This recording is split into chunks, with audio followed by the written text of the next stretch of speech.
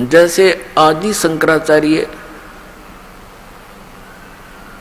ये उस समय जन्मे थे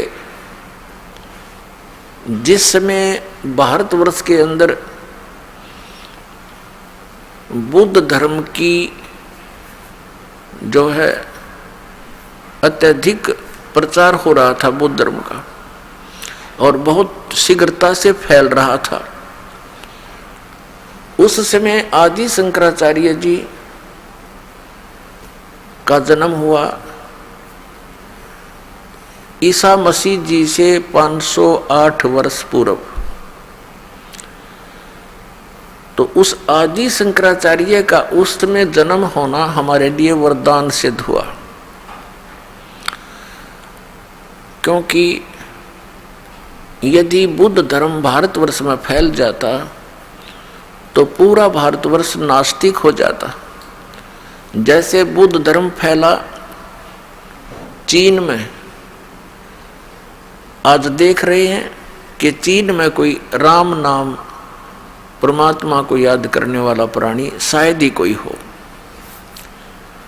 इसका कारण क्या रहा कि ये महापुरुष जैसे महात्मा बुद्ध थे, ये पुण्यकर्मी प्राणी थे पूर्व जन्म के, और इनके कुछ संस्कार शेष रह जाते हैं, उनको फिर मानव शरीर में ये यहाँ का भगवान ब्रह्म देता है, और वो सीधे स्वर्ग से आए हुए थे। जिस स्थान से आत्मा आता है भले ही उसके ऊपर यहाँ आकर के 3 गुणों का प्रभाव तुरंत हो जाता है, फिर भी उसके अंदर एक विशेष कसक परमात्मा की और उस सुख के प्राप्ति की बनी ही रहती है।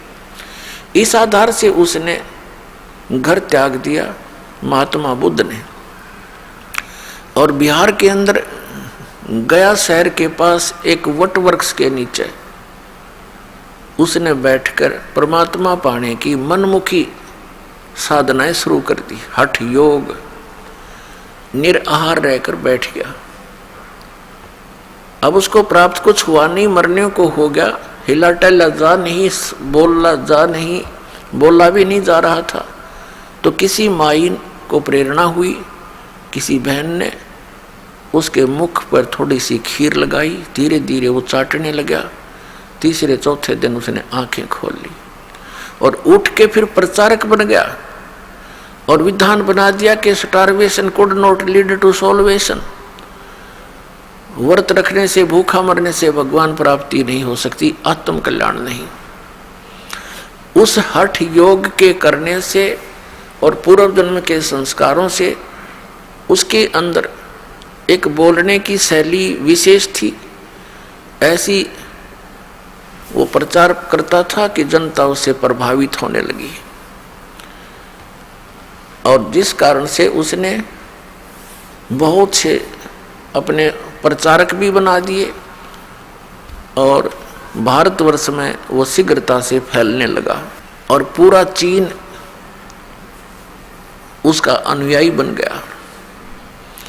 अब वो नास्तिक क्यों हो गए?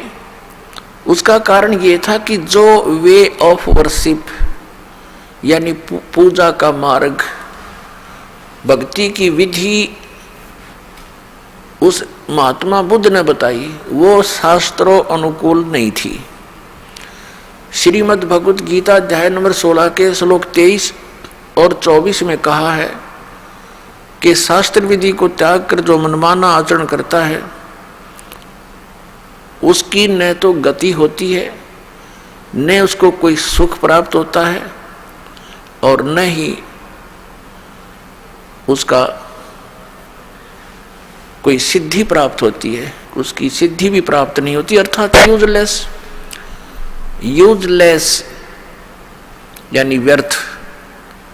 यही कारण रहा महात्मा बुद्ध जी ने अपने मनमाना आचरण वो पाखंड मत चला दिया, और यही काल चाहता है कि कोई भी पुण्यात्मा उसके फंस जाता है, उसको अपना प्रचारक बना करके उसी की कमाई को, उसी की सिद्धियों को नष्ट करवा देता है, और पूरे उनके अनुयायियों को मिसगाइड करवा कर ये निश्चिंत हो जाता है कि वे गए काम तय।